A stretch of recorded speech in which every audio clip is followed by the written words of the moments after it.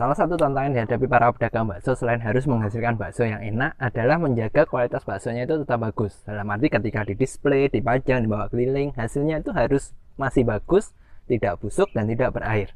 Nah, hari ini kita akan membahas tips bagaimana cara mencegah bakso supaya tidak busuk, supaya tidak cepat berair tadi. Hal yang banyak ditanyakan oleh para pedagang bakso adalah bagaimana cara membuat bakso supaya tidak cepat basi. Dan ketika ditanya lagi, digali, definisi basi itu apa? Banyak yang menyebutkan bahwa basi itu ketika baksonya itu mulai berlendir atau keluar airnya. Nah, masalahnya hal ini sebenarnya tidak terlalu valid. Basi itu tidak melulu tentang baksonya berlendir. Kita perlu tahu dulu yang pertama, definisi basi itu apa? Basi itu adalah sesuatu kondisi ketika bakso itu sudah tidak layak dimakan karena terlalu banyak bakteri yang tumbuh. Kalau dimakan, hasilnya itu akan membuat orang sakit karena bakterinya tumbuh banyak dan masuk ke tubuh manusia, itu menyebabkan penyakit. Itu definisi basi. Tapi basi itu tidak melulu tentang baksonya ini keluar air, berlendir, itu belum tentu basi. Ada hal lain yang bisa mengakibatkan bakso itu berlendir atau berair. Nah, sebelum saya membahas yang itu, kita bahas dulu. Lalu bagaimana cara kita tahu bakso kita ini sebenarnya sudah busuk, sudah basi atau enggak? Ada tiga tips yang bisa kita lakukan untuk ngecek baksonya ini masih layak dikonsumsi atau enggak. Yang pertama, pastikan baunya bagaimana. Nah, ini tadi kan saya sudah sebutkan bahwa bakso yang basi itu berarti bakteri itu tumbuh banyak sekali. Nah, ciri-ciri bakteri tumbuh banyak sekali itu adalah di baunya. Dia akan menghasilkan bau yang tidak sedap. Ya, menjelaskannya gimana kalau lewat video susah sih, tapi saya rasa Anda tahu lah. Kalau bakso yang baru dimasak matang baunya kan sedap, yang enak. Tapi ketika dia mulai basi, baunya itu berubah seperti daging busuk lah, seperti itu. Jadi ketika bakso kita mulai tercium baunya itu bukan bau yang sedap untuk dimakan, tapi ketika kayak daging busuk itu berarti tanda-tandanya basi. Nah, itu yang pertama, dari bau, aroma. Yang kedua adalah dari fisiknya, dari tekstur matanya. Umumnya bakso yang basi, yang bakteri tumbuh banyak sekali, itu warna baksonya ini kemungkinan akan berubah. Jadi ketika kita bikin misalkan nih bakso ayam kan putih, bakso sapi coklat, warnanya itu mungkin agak-agak berubah. Gambarnya gini, kalau untuk dapat gambaran, Anda tahu roti tawar, warnanya kan putih. Kalau roti tawar dibiarkan lama, dia membusuk, rusak, bakterinya banyak, warnanya roti tawar itu kan ada apa ya, kayak spot-spot tertentu yang entah coklat, entah hijau dan sebagainya. Itu berarti bakteri itu tumbuh. Nah, bakso pun berlaku sama. Ketika warnanya ini sudah tidak seragam, ada warna-warna yang mencurigakan, itu berarti bakteri sudah tumbuh dan kemungkinan itu basi. Ngeceknya sama. Kalau secara mata sudah seperti itu, dicium aja baunya gimana. Kalau baunya juga nggak enak, nah itu berarti basi. Yang ketiga, ini baru masalah berlendir atau enggak. Nah, berlendir itu kenapa kok saya taruh di yang terakhir sekali? Karena gini, ada hal-hal yang menyebabkan bakso ini mengeluarkan air padahal dia belum basi. Nah, bakso itu kita bikinnya kan daging, tepung, air, bumbu-bumbu digiling jadi satu, dicetak, direbus kan. Ketika prosesnya nggak benar, mau proses adonannya, resepnya, atau proses masaknya nggak benar, ikatannya ini belum tentu kuat. Dan ketika ikatannya nggak kuat, anggaplah longgar seperti ini, itu ada kemungkinan air itu lepas, esnya itu lepas. Nah, kenapa kok saya bilang airnya lepas? Karena satu, kita kan pasti nambahin es di dalam adonan. Yang kedua, ketika kita pakai daging, terlepas jenis apapun dagingnya, itu pasti mengandung cairan. Di tubuh manusia saja kan 70% merupakan cairan. Berarti daging juga sama. Nah, ketika ikatannya tadi nggak bagus, itu bisa keluar airnya. Nah, jadi poin pertama yang ingin saya sampaikan adalah berair, berlendir, belum tentu itu basi. Kalau Anda mau tahu baksonya ini basi atau enggak, cek dari aromanya busuk enggak. Kedua, tekstur secara mata ini berubah enggak. Kalau memang berubah dan dia kelihatan berlendir, ya itu mungkin basi, mungkin itu harus kita buang.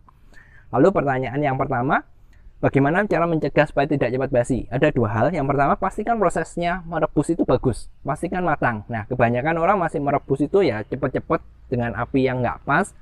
Lalu cepet-cepetnya itu gini, bakso sudah ngapung, selesai itu diangkat, padahal itu belum tentu benar. Luarnya mungkin matang, tapi kalau dalamnya nggak matang, bakterinya belum mati, dia akan nyebar cepat. Dan itu menyebabkan cepat basi. Sehingga tips nomor satunya tentu rebuslah dengan yang tepat. Yang kedua, kalau Anda mau pakai pengawet.